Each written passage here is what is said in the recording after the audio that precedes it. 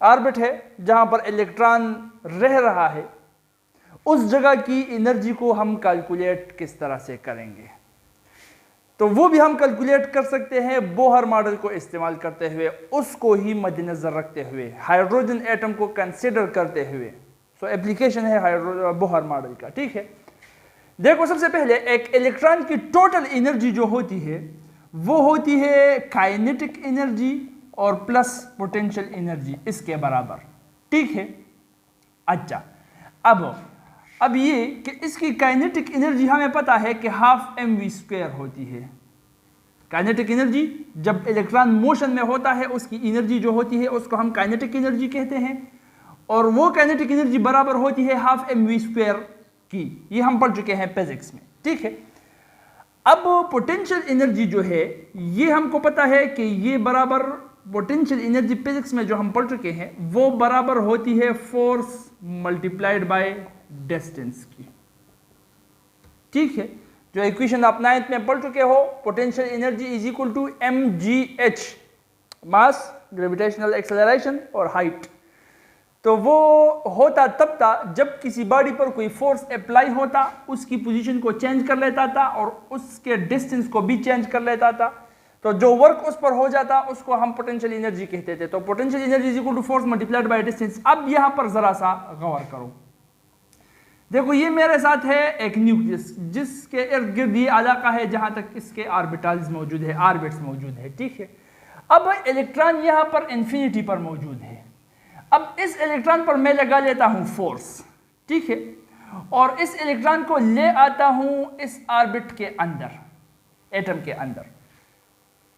ठीक है, तो अब इस इलेक्ट्रॉन ने डिस्टेंस भी कवर कर लिया, इस पर मैंने अपना फोर्स अप्लाई कर लिया, इस इलेक्ट्रॉन को मजबूर कर लिया कि ये डिस्टेंस तय करे और इस न्यूक्लियस के करीब इस ऑर्बिट में आ जाए। डिस्टेंस तय किया, अब इस पर फोर्स अप्लाई हुआ। अब यहां पर जो एनर्जी होगी वो एनर्जी होगी पोटेंशियल एनर्जी। लेकिन हम बोहर मॉडल में ये पढ़ चुके हैं कि इलेक्ट्रॉन से इस न्यूक्लियस से दूरी इलेक्ट्रॉन की जितनी होगी उतनी ही एनर्जी इलेक्ट्रॉन की ज्यादा होगी, और इस न्यूक्लियस से दूरी इलेक्ट्रॉन की जितनी कम होगी, मतलब इलेक्ट्रॉन जितना न्यूक्लियस के करीब होगा उतनी इसकी एनर्जी कम होगी। न्यूक्लियस से दूर एनर्जी ज्यादा, न्यूक्लियस के करीब एनर्जी कम।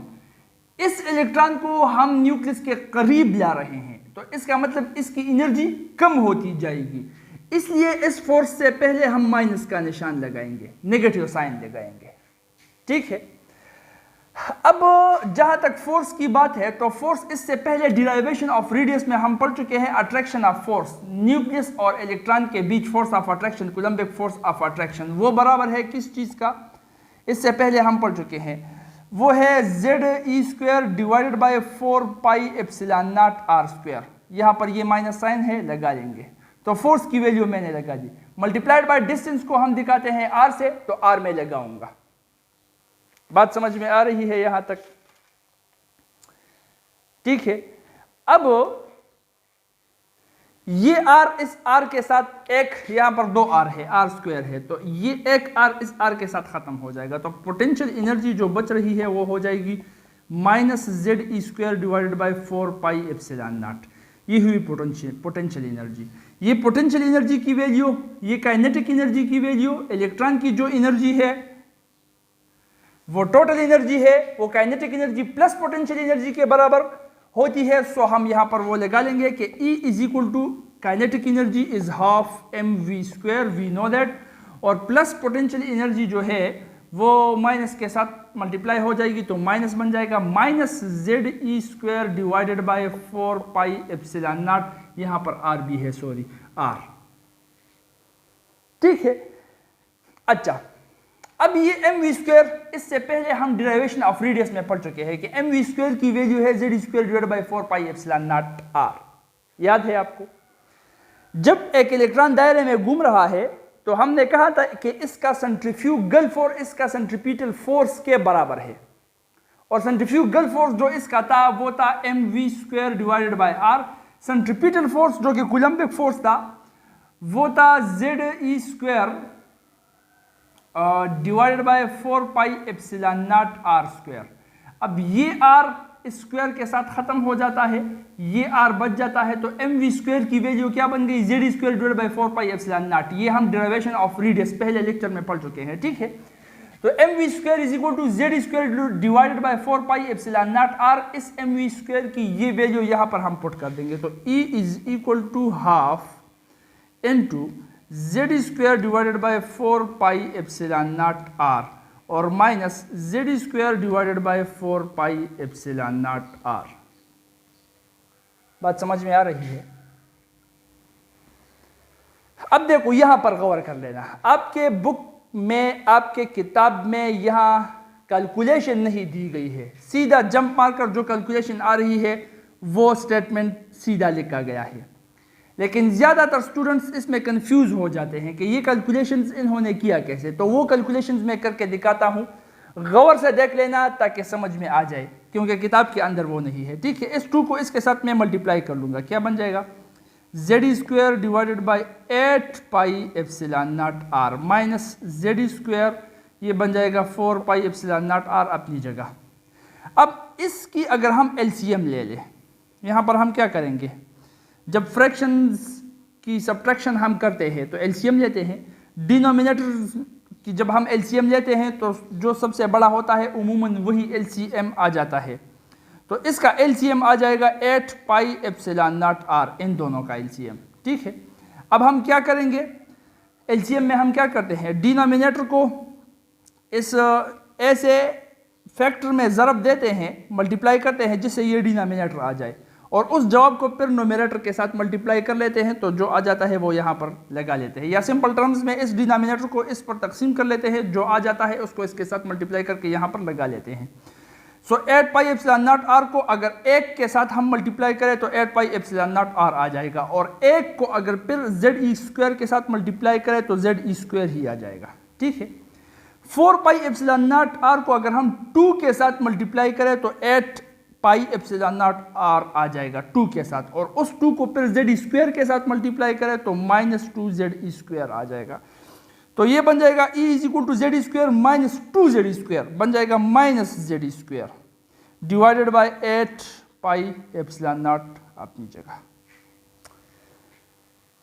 बात यहां तक समझ में आ गई?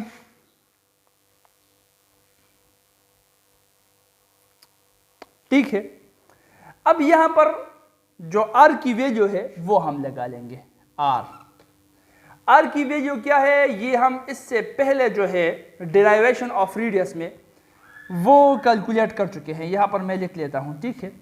आर इज इक्वल टू क्या है, एक बार देख लो अपने नोटबुक्स में हमने क्या कैलकुलेट किया था, N square H square epsilon naught, N square H square epsilon naught divided by Z E square pi M. ये आर की वैल्यू इससे पहले डिराइवेशन ऑफ रेडियस में हम कैलकुलेट कर चुके हैं, अगर आपको याद हो, ठीक है। तो अब इस आर की ये वैल्यू ये हम लगा लेंगे, यहां पर लगा लेते हैं, ठीक है। तो ये कुछ इस तरह से अब बन जाएगा। इस इक्वेशन को मैं यहां पर लिख रहा हूं और आर को पुट कर रहा हूं, तो देखो E is equal to minus Z E square divided by 8 pi epsilon naught, R की वैल्यू लगा रहा हूं, ये मैं इस तरह से लिख सकता हूं, ये देखो 1/r लिख सकता हूं ना। अब यहां पर आर की वैल्यू लगा लूंगा, वो क्या होगी, N square H square N square H square epsilon naught divided by Z E square pi M, ठीक है। अब रूल्स, अब देखो डिनोमिनेटर को मैं न्यूमरेटर बनाने की कोशिश कर रहा हूं, मतलब जो डिवीजन में है उसको मल्टीप्लिकेशन में कन्वर्ट करने की कोशिश कर रहा हूं, तो रूल्स ये है कि डिनोमिनेटर न्यूमरेटर बन जाएगा, न्यूमरेटर डिनोमिनेटर बन जाएगा। तो ये कुछ इस तरह से हो जाएगा, E is equal to minus Z square divided by 8 pi epsilon naught multiplied by Z square pi M divided by N square H square epsilon naught. Denominator numerator, numerator denominator इसलिए बन गया क्योंकि इस डिविजनल फैक्टर को मैं multiplicative factor जो तकसीम में नीचे दिया गया है उसको मैं ज़रब में लिखने की कोशिश कर रहा हूं, तो ये रूल्स है इसके लिए, ठीक हो। अच्छा, अब यहां तक हम आ गए हैं, अब क्या करेंगे आगे,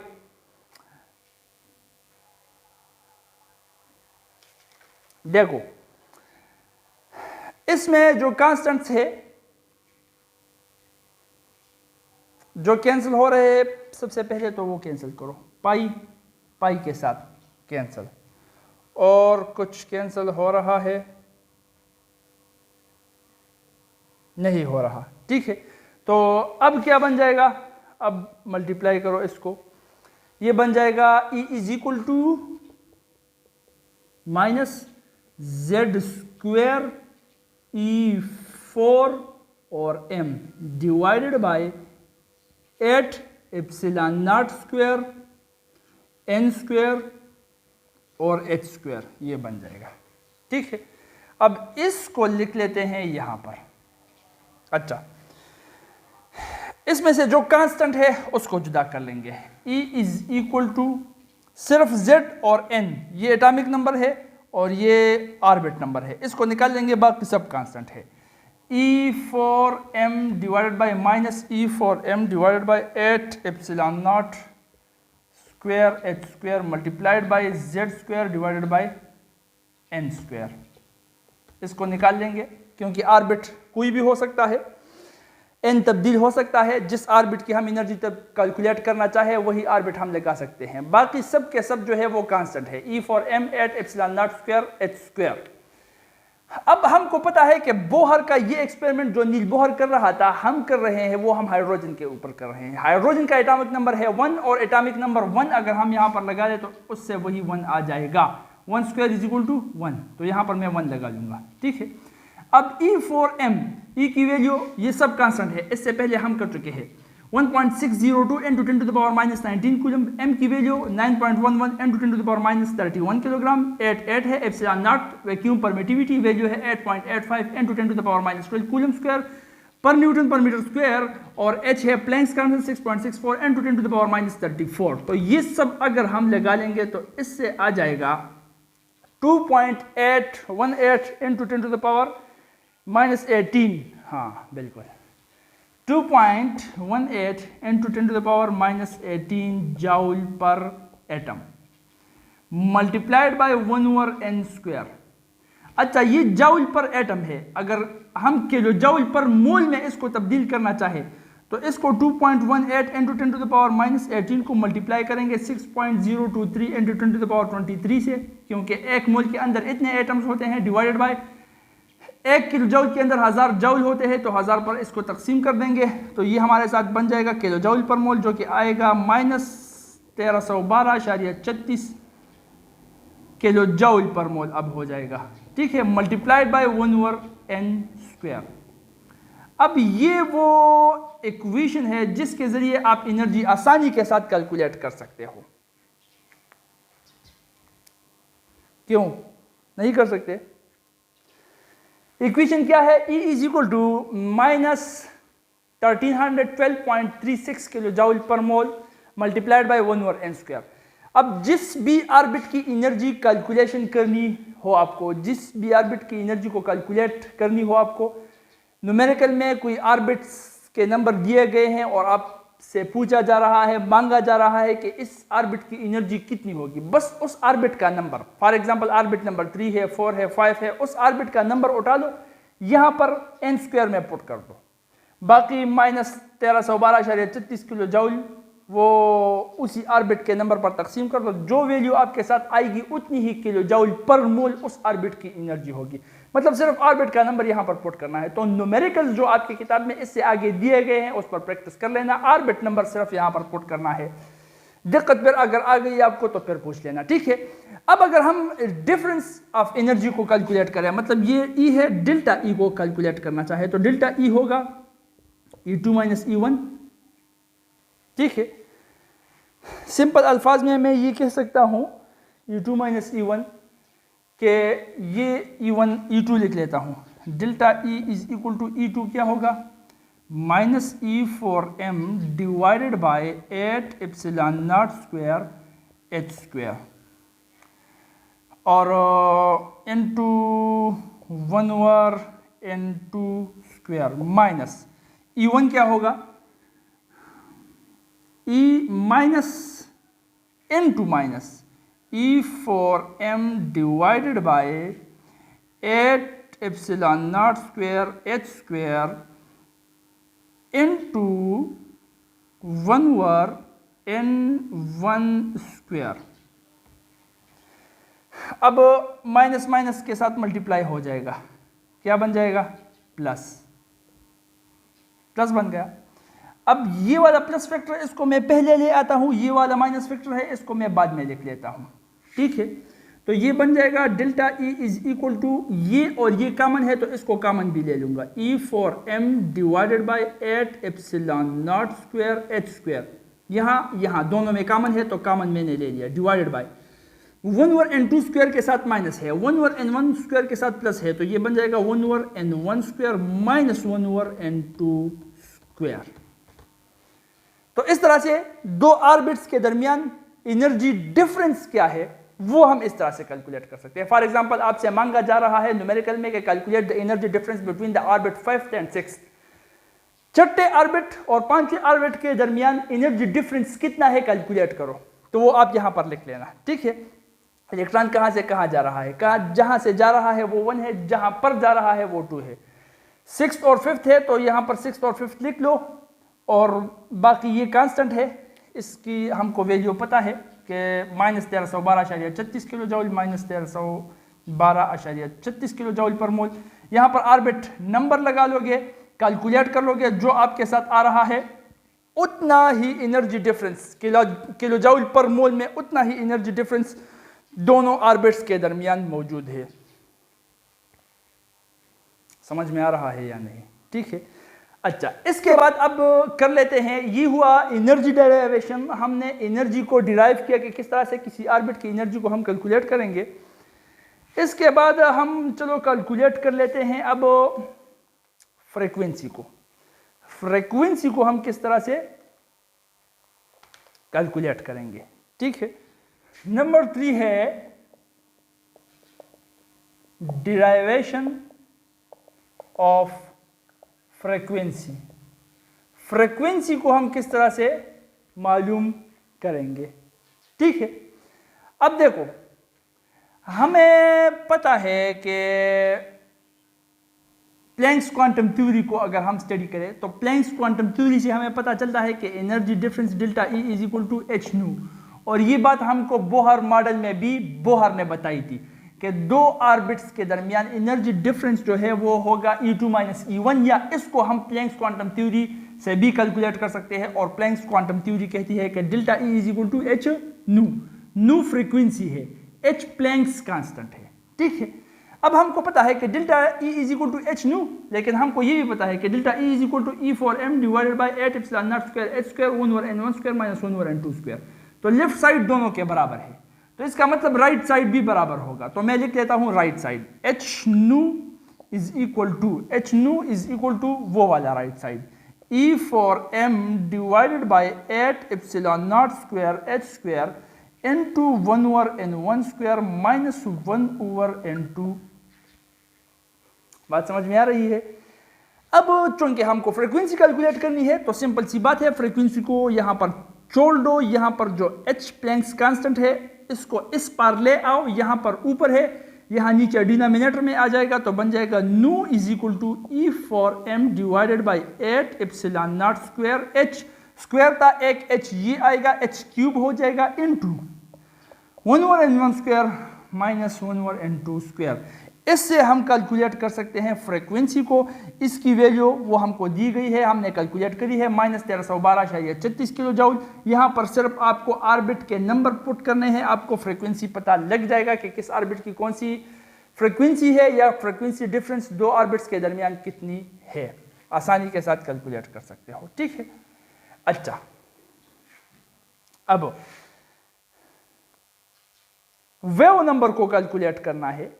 wave number, derivation of wave number. Wave number तो जानते हो ना, फ्रीक्वेंसी, वेव नंबर, ये सब हम क्लियर कर चुके हैं बेसिक्स में, ठीक है। नंबर्स पर second, number of waves passing through a point पर सेकंड। एक सेकंड में एक पॉइंट से कितने नंबर ऑफ वेव्स पास होते हैं उसको हम फ्रीक्वेंसी कहते हैं। एक खास पॉइंट के अंदर नंबर ऑफ वेव्स कितने हैं उसको हम वेव नंबर कहते हैं। अब हमको पता है कि C is equal to nu lambda, V is equal to lambda F, physics में पढ़ चुके हो ना, तो V उसको हम C लिख सकते हैं in case of light velocity है, F को हम कहते हैं नू और लेमडा तो वेवलेंथ हो गया। अच्छा रीअरेंज कर लेता हूं, नू इज इक्वल टू, इसको यहां ले आता हूं तो C ओवर लेमडा हो जाएगा। इसको अब मैं इस तरह से लिख लूंगा, nu is equal to C multiplied by 1 over lambda लिख सकता हूं। वेव नंबर हमको पता है, हम रिप्रेजेंट करते हैं नू बार से, जो कि बराबर है रेसिप्रोकल ऑफ वेवलेंथ। जितना वेवलेंथ कम हो उतना वेव नंबर एक खास पॉइंट के अंदर, मतलब मान लो 1 मीटर के अंदर ज्यादा होगा। तो nu bar is equal to 1 over lambda, nu bar wave number को दिखाता है, नू बार 1 ओवर लेमडा के बराबर है, ये हुआ 1 ओवर लेमडा। तो ये मैं अब इस तरह से लिख सकता हूं, नू इज इक्वल टू C नू बार, सिंपल, ठीक है। अच्छा अब देखो यहां पर ये नू बार अपनी जगह रह गया, इज इक्वल टू C को इस तरफ ले आऊंगा तो बन जाएगा नू डिवाइडेड बाई C, ठीक है। इसको अब मैं इस तरह से लिख सकता हूं, नू बार इज इक्वल टू नू मल्टीप्लाइड बाई 1 ओवर C, ठीक है। अच्छा नू बार इज इक्वल टू, नू की जो वैल्यू है वो यहां पर दी गई है हमको, क्या है, E four m divided by 8 epsilon naught square h cube multiplied by 1 over C, तो मतलब C यहां पर आ जाएगा, ठीक है। और into 1 over n1 square minus 1 over n2 square, ये नू बार के लिए इक्वेशन बन गया, ठीक। अब यहां पर h क्यूब के साथ C भी आ रहा है, C जो है वो स्पीड ऑफ लाइट है, इसकी वैल्यू है 3 × 10⁸ मीटर पर सेकंड स्पीड ऑफ लाइट। इसको अगर हम पुट करें, जो कि रेडबर्ग ने पुट किया था, इसको, इसकी बात कर रहा हूं, तो ये सब भी कांस्टेंट है, ये इलेक्ट्रॉन का चार्ज, ये इलेक्ट्रॉन का मास, ये वैक्यूम परमिटिविटी, ये प्लैंक्स कांस्टेंट, और C तो स्पीड ऑफ लाइट है 3 × 10⁸ मीटर पर सेकंड। तो अगर हम सबको पुट कर देंगे, रेडबर्ग ने पुट किया था, तो इसकी वैल्यू वो आ जाएगी आपके साथ 1.09678 × 10⁷ पर मीटर।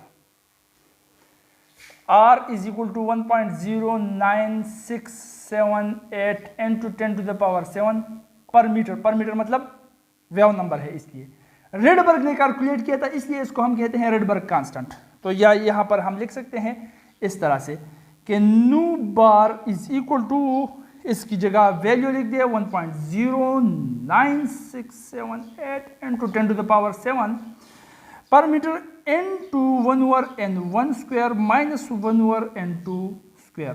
तो यहां पर ऑर्बिट का नंबर आप पुट कर लो, आपके साथ उसका वेव नंबर आ जाएगा, सिंपल।